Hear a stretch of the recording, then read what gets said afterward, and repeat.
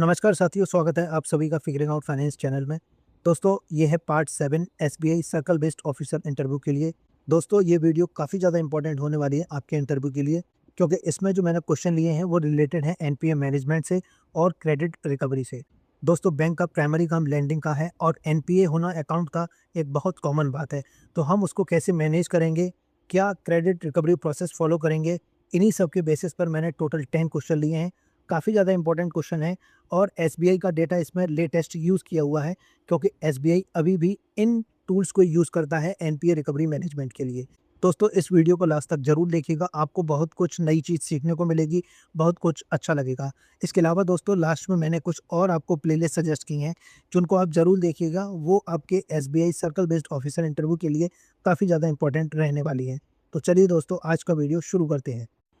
आज का पहला क्वेश्चन है, as a CVO posted at a branch, if you notice a loan account showing early sign of stress, what would you immediate course of action. चलिए देखते हैं panel को एक अच्छा आंसर कैसे दें। सर, अगर मैं सर्कल बेस्ड ऑफिसर के रूप में ब्रांच में पोस्टेड हूँ और किसी लोन अकाउंट में स्ट्रेस के अर्ली साइन नोटिस करता हूँ, तो मेरा सबसे पहले स्टेप होगा उस अकाउंट को आरबीआई के स्पेशल मेंशन अकाउंट फ्रेमवर्क के अकॉर्डिंग क्लासीफाई करना। जैसे SMA 0 उन अकाउंट के लिए होता है जहाँ ओवरड्यू 30 डेज तक हो, SMA 1 में 31 से 60 डेज़ का ओवरड्यू आता है और SMA 2 में 61 से 90 डेज़ का ओवरड्यू आता है। इसका मेन ऑब्जेक्टिव होता है अकाउंट को एनपीए बनने से पहले आइडेंटिफाई करना और टाइमली एक्शन लेना। उसके बाद मैं अर्ली वार्निंग सिस्टम एक्टिवेट करूँगा ताकि अकाउंट के सारे स्ट्रेस सिग्नल्स प्रॉपर्ली मॉनिटर किए जा सकें, जैसे delayed repayment, irregular transaction, cash flow issue या बिजनेस स्लोडाउन। मैं बोरोवर के साथ पर्सनली मीटिंग भी करूँगा, क्योंकि डायरेक्टली डिस्कशन करने से ये समझने की हेल्प मिलती है कि प्रॉब्लम टेम्परेरी है या स्ट्रक्चरल नेचर की है। अगर इशू टेम्परेरी है तो बैंक रीस्ट्रक्चरिंग या रीपेमेंट शेड्यूल जैसे रिजोल्यूशन ऑप्शन एक्सप्लोर कर सकता है। लेकिन अगर अकाउंट एक्सपोजर 5 करोड़ से ऊपर है तो मैं उसको सिरिल में रिपोर्ट करूंगा और टाइमली एक्शन के लिए सर्कल क्रेडिट कमेटी को एक्सक्रीट भी करूंगा। सर, एसबीआई ने प्रोएक्टिव एनपीए मैनेजमेंट की वजह से फाइनेंशियल ईयर 25 में अपना क्रॉस एनपीए 1.82% तक रिड्यूस किया और प्रोविजन कवरेज रेशियो 74.42% मेंटेन किया। ये बैंक की स्ट्रॉन्ग मॉनिटरिंग और टाइमली रिकवरी अप्रोच को रिफ्लेक्ट करता है। नेक्स्ट क्वेश्चन है, can you explain what is SARFAESI act and as a CBO when you would use it. चलिए देखते हैं पैनल को एक अच्छा आंसर कैसे दें। सर, सरफासी एक्ट 2002 का फुल फॉर्म है securitisation and reconstruction of financial asset and enforcement of security interest act. ये एक्ट बैंक्स और फाइनेंशियल इंस्टीट्यूशन को पावर देता है कि वो एनपीए अकाउंट्स की रिकवरी कोर्ट इंटरवेंशन के बिना कर सकें। अगर किसी बोरोवर का लोन अकाउंट 90 डेज से ज़्यादा ओवरड्यू हो जाता है तो आरबीआई गाइडलाइंस के अकॉर्डिंग एनपीए क्लासीफाई हो जाता है। सर, एज अ सीबीओ सबसे पहले मैं बोरोवर को सेक्शन 13 सब सेक्शन 2 के अंडर 60 डेज़ का डिमांड नोटिस इशू करूंगा। अगर उसके बाद भी बोरोवर प्रॉपर रेस्पॉन्स नहीं देता या रीपेमेंट नहीं करता तो बैंक के सेक्शन 13 सब सेक्शन 4 के अंडर सिक्योर्ड असेट का पोजेसन लेने की प्रोसेस स्टार्ट कर सकता हूँ। और अगर फिजिकल पोजेसन लेने की रिक्वायरमेंट हो तो डीएम की असिस्टेंट सेक्शन 14 के अंडर ली जा सकती है। लेकिन सर, मेरे अकॉर्डिंग सरफासी हमेशा लास्ट ऑप्शन होना चाहिए। उससे पहले मैं personal follow up, customer discussion, restructuring और वन टाइम सेटलमेंट जैसे सारे पॉसिबल ऑप्शन एक्सप्लोर करूंगा, क्योंकि मेरे लिए रिकवरी इंपॉर्टेंट है, लेकिन कस्टमर डिग्निटी और रिलेशनशिप मेंटेन करना भी इक्वली इंपॉर्टेंट है। नेक्स्ट क्वेश्चन है, as a CBO you will handle stress loan account, can you explain the difference between restructuring, one time settlement and write off and how would you use them. चलिए देखते हैं panel को एक अच्छा answer कैसे दें। Sir, ये तीनों एनपीए मैनेजमेंट के इंपॉर्टेंट टूल होते हैं और तीनों का पर्पस अलग अलग होता है। सबसे पहले रीस्ट्रक्चरिंग की बात करें तो इसका मतलब होता है लोन टर्म्स को मॉडिफाई करना, जैसे रीपेमेंट पीरियड बढ़ा देना, ईएमआई कम कर देना या बोरोवर को थोड़ा रीपेमेंट रिलीफ देना। ये तब यूज़ किया जाता है जब बोरोवर टेम्परेरी फाइनेंशियल स्ट्रेस में हो लेकिन फ्यूचर में रीपेमेंट करने की कैपेसिटी रखता हो। इसमें बैंक का मेन ऑब्जेक्टिव फुल रिकवरी ही होता है। दूसरा होता है ओटीएस यानी वन टाइम सेटलमेंट, जिसे कॉम्प्रोमाइज़ सेटलमेंट भी कहा जाता है। इसमें बैंक और बोरोवर के बीच नेगोशिएशन होता है और बैंक टोटल आउटस्टैंडिंग अमाउंट से कम अमाउंट एक्सेप्ट करती है as a full and final settlement. RBI ने जून 2023 फ्रेमवर्क के अकॉर्डिंग इसके लिए प्रॉपर बोर्ड अप्रूव्ड पॉलिसी का प्रोविज़न दिया है। तीसरा होता है राइट ऑफ। राइट ऑफ का मतलब सिर्फ अकाउंटिंग पर्पस के लिए एनपीए को बुक से रिमूव करना होता है। इसका मतलब ये बिल्कुल नहीं होता कि बोरोवर को माफ़ कर दिया गया है। बोरोवर की लीगल लायबिलिटी कंटिन्यू रहती है और बैंक रिकवरी एफर्ट्स भी कंटिन्यू करता है।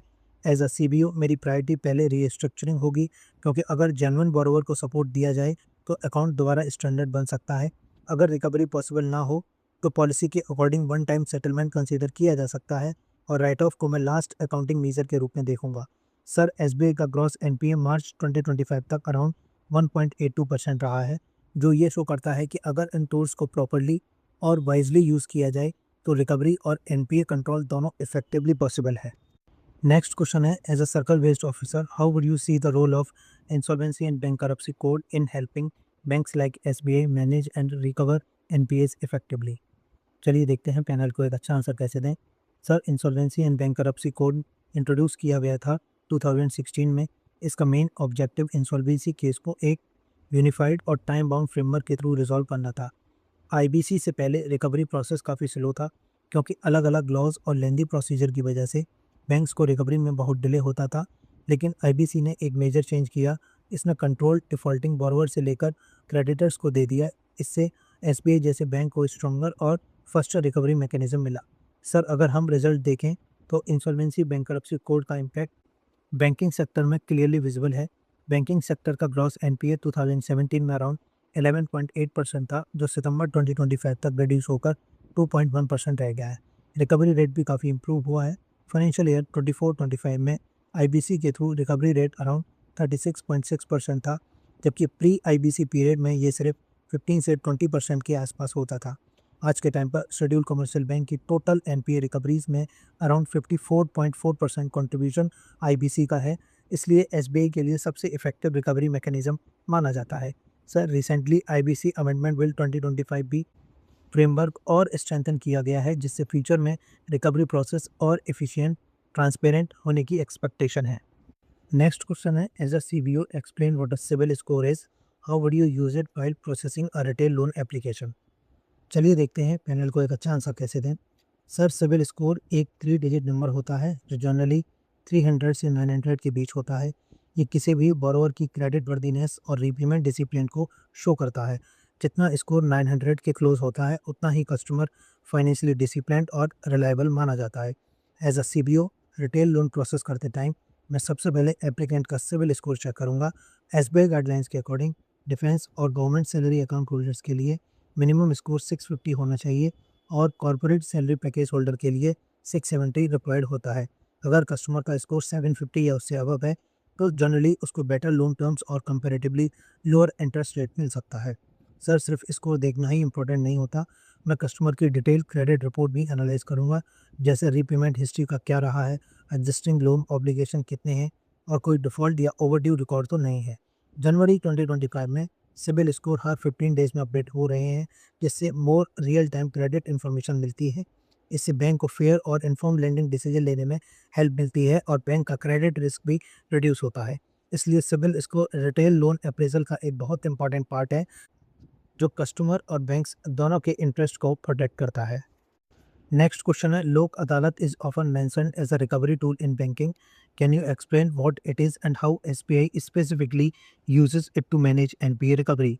चलिए देखते हैं पैनल को एक अच्छा आंसर कैसे दें। सर, लोक अदालत का सिंपल मतलब होता है पीपल्स कोर्ट। ये एक ऑल्टरनेटिव डिस्प्यूट रेजोल्यूशन मैकेनिज्म है जो लीगल सर्विस अथॉरिटीज़ एक्ट 1987 के अंडर इस्टेब्लिश किया गया था। इसका मेन पर्पस होता है डिस्प्यूट को कोर्ट के बाहर म्यूचुअली और जल्दी सेटल करना। बैंकिंग सेक्टर में स्पेशली एनपीए रिकवरीज के लिए लोक अदालत काफ़ी इफेक्टिव टूल माना जाता है। इसमें बैंक्स और बोरोवर दोनों मिलकर सेटलमेंट कर सकते हैं और इस प्रोसेस में कोर्ट फीस भी नहीं लगती। साथ ही लोक अदालत का जो डिसीजन होता है वो फाइनल और बाइंडिंग होता है और उसके अगेंस्ट नॉर्मली अपील भी फाइल नहीं की जा सकती। सर, एसबीआई भी लोक अदालत का एक्टिवली यूज़ करता है एनपीए रिकवरी के लिए, पर्टिकुलरली डाउटफुल और लॉस कैटेगरी में जो अकाउंट हैं उनके लिए। एसबीआई सूट फाइल्ड और नॉन सूट फाइल्ड दोनों टाइप के केसेस को लोक अदालत के थ्रू सेटल करने की कोशिश करता है। इसलिए SBI state legal service authority और डिस्ट्रिक्ट लीगल सर्विस अथॉरिटी के साथ कोऑर्डिनेट करता है और रेगुलर बेसिस पर लोक अदालत ऑर्गेनाइज की जाती हैं। इससे बैंक का लिटिगेशन कॉस्ट कम होता है, रिकवरी प्रोसेस फास्ट होती है और बोरोवर्स को भी एमिकेबल सेटलमेंट का अपॉर्चुनिटी मिलता है। सर, इसी तरह की मल्टी चैनल रिकवरी स्ट्रेटजी की वजह से एसबीआई का ग्रॉस एनपीए मार्च 2025 तक इम्प्रूव होकर 1.82% पर आ गया। और नेट एनपीए रेशियो सिर्फ 0.47% रहा है, जो इफेक्टिव एनपीए मैनेजमेंट को क्लियरली शो करता है। नेक्स्ट क्वेश्चन है, as a CBO you will deal with NPA account daily, can you tell us what are DRT is and in which situation you would go to DRT instead of using SARFAESI. चलिए देखते हैं panel को एक अच्छा answer कैसे दें। Sir, debt recovery tribunal एक quasi judicial body है जो recovery of debts and bankruptcy act 1993 के अंदर इस्टेब्लिश की गई थी। इसका मेन पर्पस बैंक्स को ड्यूज रिकवर करने में हेल्प करना है और सिविल कोर्ट के कंपैरिजन में फास्टर रिकवरी प्रोसेस प्रोवाइड करना है। प्रेजेंट टाइम में इंडिया में 39 डीआरटीज और 5 एपेलेट ट्रिब्यूनल काम कर रहे हैं। जब किसी लोन अकाउंट का आउटस्टैंडिंग अमाउंट 20 लाख या उससे ज़्यादा होता है तो बैंक डीआरटी में ओरिजिनल एप्लीकेशन फाइल कर सकता है। सर, सरफासी भी एक इम्पॉर्टेंट रिकवरी टूल है, लेकिन उसकी कुछ लिमिटेशन भी होती है। ये मेनली सिक्योर्ड लोन पर अप्लाई होता है, यानी जहां कोलेटरल सिक्योरिटी अवेलेबल हो। ऐसे केस में डीआरटी का रूट प्रेफर किया जाता है जहां लोन अनसिक्योर्ड हो या प्रॉपर्टी एग्रीकल्चर लैंड हो। अगर बोरोवर प्रिंसिपल अमाउंट का 80% से ज़्यादा रीपे कर चुका है या ड्यूज 1 लाख से कम हो, तब भी सरफासी अप्लाई नहीं होता और बैंक डीआरटी अप्रोच करता है। इसके अलावा अगर सरफासी एक्शन लेने के बाद भी कुछ बैलेंस आउटस्टैंडिंग रह जाता है तो बैंक सेक्शन 13 सब सेक्शन 10 के अंडर रिमेनिंग रिकवरी के लिए डीआरटी जा सकता है। ओवरऑल सर, प्रैक्टिकल बैंकिंग में सरफासी और डीआरटी दोनों एक दूसरे को कॉम्प्लीमेंट करते हैं और एनपीए रिकवरी स्ट्रेटजी का इंपॉर्टेंट पार्ट होते हैं। नेक्स्ट क्वेश्चन है, you have banking experience, tell us who is wilful defaulter and what has the RBI done to deal with them. चलिए देखते हैं पैनल को एक अच्छा आंसर कैसे दें। सर, विलफुल डिफॉल्टर उस बोरोवर को कहा जाता है जिसके पास रीपेमेंट की कैपेसिटी होती है, लेकिन फिर भी वो जानबूझकर लोन रीपे नहीं करता। इसमें ऐसे बोरोवर भी इंक्लूड होते हैं जो लोन अमाउंट को डाइवर्ट या साइफन कर देते हैं या बैंक को बिना बताए मॉर्टगेज असेट को बेच देते हैं। सर, आरबीआई ने जुलाई 2024 में विल डिफॉल्टर पर एक कॉम्प्रिहेंसिव मास्टर डायरेक्शन इशू किया था, जो अक्टूबर 2024 से इफेक्टिव हुआ। इसके अकॉर्डिंग 25 लाख और उससे ऊपर के सभी एनपीए अकाउंट को विलफुल डिफॉल्ट के एंगल से एग्जामिन करना मैंडेटरी है और क्लासिफिकेशन प्रोसेस 6 मंथ के अंदर कंप्लीट करना होता है। सर, अगर कोई बोरोवर विलफुल डिफॉल्टर डिक्लेयर होता है तो उसको फ्रेश लोन नहीं दिए जाते और उसके लोन्स का रीस्ट्रक्चरिंग भी अलाउ नहीं होता। उनकी डिटेल क्रेडिट ब्यूरोज को भी रिपोर्ट की जाती है। साथ ही सर, आरबीआई ने प्रॉपर शोकेस नोटिस और हियरिंग प्रोसेस भी मैंडेटरी किया है ताकि फेयरनेस और ट्रांसपेरेंसी मेंटेन रहे। सर, एज अ सीबीओ मेरी रेस्पॉन्सिबिलिटी होगी कि ऐसे अकाउंट को टाइमली आइडेंटिफाई करूं और बैंक के असेट को प्रोटेक्ट करने के लिए एक प्रॉपर एक्शन इंश्योर करूं। नेक्स्ट क्वेश्चन है, as a CBO how would you explain NPA provisioning and what are current RBI norms for different NPA category. चलिए देखते हैं पैनल को एक अच्छा आंसर कैसे दें। सर, प्रोविजनिंग का सिंपल मतलब होता है कि बैंक अपने प्रॉफिट में से कुछ अमाउंट अलग रख देता है ताकि फ्यूचर में अगर कोई लोन बैड लोन या डिफॉल्ट में कन्वर्ट हो जाए तो उस लॉस का एब्जॉर्ब किया जा सके। ये एक सेफ्टी बफर की तरह काम करता है और बैंक की फाइनेंशियल स्टेबिलिटी को स्ट्रॉन्ग बनाए रखता है। आरबीआई के income recognition, asset classification and provisioning direction 2025 के अकॉर्डिंग अलग अलग एनपीए कैटेगरीज के लिए अलग प्रोविजन नॉर्म्स प्रेस्क्राइब किए गए हैं। सबसे पहले आता है सब स्टैंडर्ड असेट। इस कैटेगरी में सिक्योर्ड आउटस्टैंडिंग पर 15% प्रोविजनिंग रिक्वायर्ड होती है और अनसिक्योर्ड एक्सपोजर पर 25% प्रोविजनिंग करनी होती है। उसके बाद आता है डाउटफुल असेट कैटेगरी, जिसे 3 सब कैटेगरी में डिवाइड किया गया है। D1 यानी डाउटफुल अप टू 1 ईयर, इसमें सिक्योर्ड पोर्शन पर 25% प्रोविजनिंग रिक्वायर्ड होती है। D2 यानी 1 से 3 ईयर के बीच, इसमें सिक्योर्ड पोर्शन पर 40% प्रोविजनिंग रिक्वायर्ड होती है।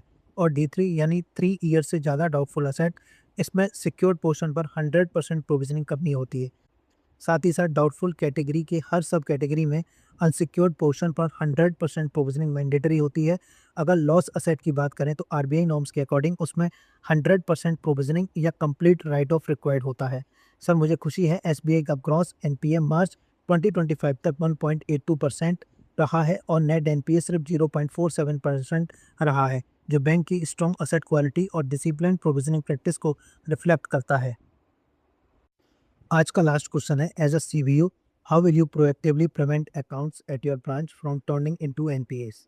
चलिए देखते हैं पैनल को एक अच्छा आंसर कैसे दें। सर, मेरे अकॉर्डिंग एनपीए मैनेजमेंट में प्रिवेंशन हमेशा की ओर से बेटर होता है। इसलिए अगर मुझे ब्रांच में रेस्पॉन्सिबिलिटी दी जाती है तो मैं सबसे पहले प्रॉपर क्रेडिट अप्रेजल पर फोकस करूंगा। लोन सैंक्शन करने से पहले बोरोवर की रीपेमेंट कैपेसिटी, कैश फ्लो और बिजनेस कंडीशन को केयरफुली एसेस करना बहुत इंपॉर्टेंट होता है। लोन डिसबर्समेंट के बाद भी रेगुलर मॉनिटरिंग इक्वली इम्पोर्टेंट है। मैं अर्ली वार्निंग सिग्नल यानी ईडब्ल्यूएस इंडिकेटर को क्लोजली ट्रैक करूंगा, क्योंकि ईडब्ल्यूएस फ्रेमवर्क बोरोवर स्ट्रेस को पहले ही आइडेंटिफाई करने में हेल्प करता है। अगर किसी कस्टमर में रीपेमेंट डिले या फाइनेंशियल स्ट्रेस दिखे तो उस पर इमीडिएटली एक्शन लेना जरूरी होता है। मैं special mention account SMA 0, SMA 1 और SMA 2 की प्रॉपर वॉच लिस्ट मेंटेन करूंगा और स्ट्रेस बोरोवर से पर्सनली फॉलो अप भी करूंगा, ताकि इशू को इनिशियल स्टेज में ही रिजॉल्व किया जा सके। इसके अलावा MSME और एग्रीकल्चर अकाउंट के लिए रेगुलर पोस्ट डिसबर्समेंट विजिट भी इंपॉर्टेंट रहेगी, क्योंकि ग्राउंड लेवल पर मॉनिटरिंग से एक्चुअल बिजनेस कंडीशन समझने में हेल्प मिलती है। सर, मुझे खुशी है SBI ने प्रोएक्टिव मॉनिटरिंग और रिकवरी एफर्ट्स की वजह से फाइनेंशियल ईयर 25 में अपना ग्रॉस NPA 1.82% और नेट NPA 0.47% तक इम्प्रूव किया है और स्लिपेज रेशियो भी सिर्फ 0.55% रहा है। मैं भी अपनी ब्रांच में इसी पॉजिटिव ट्रेंड को मेंटेन और फर्दर इम्प्रूव करने के लिए फुली कमिटेड रहूँगा। दोस्तों, आज की वीडियो में इतना ही। उम्मीद है वीडियो पसंद आई होगी। दोस्तों, जैसा मैंने बताया था, मैं कुछ प्लेलिस्ट सजेस्ट करूंगा। सबसे पहले आप ये प्लेलिस्ट सेव कर लीजिएगा। जितनी भी SBI circle based officer related videos आएंगी वो आपको इसी प्लेलिस्ट में मिलेंगी। इसके अलावा दोस्तों, ये आप शॉर्ट वीडियो की प्लेलिस्ट इसको भी सेव कर लीजिएगा। इन शॉर्ट वीडियोस में मैं वो न्यूज़ कवर कर रहा हूँ जो SBI से रिलेटेड है, जो आपके SBI circle based officer interview के लिए काफ़ी इंपॉर्टेंट होने वाली है, और हो सकता है आपसे इनमें से कुछ न्यूज़ पूछे भी जाएँ इंटरव्यू में। इसके अलावा दोस्तों, अगर आपको लगता है आपको बैंकिंग और फाइनेंशियल टर्म्स आते हैं बट आप पैनल के सामने एक्सप्लेन नहीं कर पाते, तो ये शॉर्ट वीडियो बैंकिंग और फाइनेंशियल टर्म की बहुत इंपॉर्टेंट है आपके लिए। आप इन वीडियो को देखिएगा। इनमें मैंने पैनल स्टाइल में बताया है कि कैसे आपको एक इफेक्टिव आंसर पैनल के सामने देना चाहिए, जिससे आपको इंटरव्यू में एक अलग ही एज मिले और आपको ज़्यादा से ज़्यादा मार्क्स मिले। दोस्तों, अगर आपकी कोई क्वेरी हो या सजेशन हो, या आप चाहते हो कि मैं कोई स्पेसिफिक क्वेश्चन कवर करूं आपके आने वाले इंटरव्यू के लिए, तो आप मुझे डायरेक्ट मैसेज कर सकते हैं इंस्टाग्राम या टेलीग्राम पर। तो चलिए दोस्तों, आज की वीडियो में इतना ही। Thanks for watching and all the best for your interview.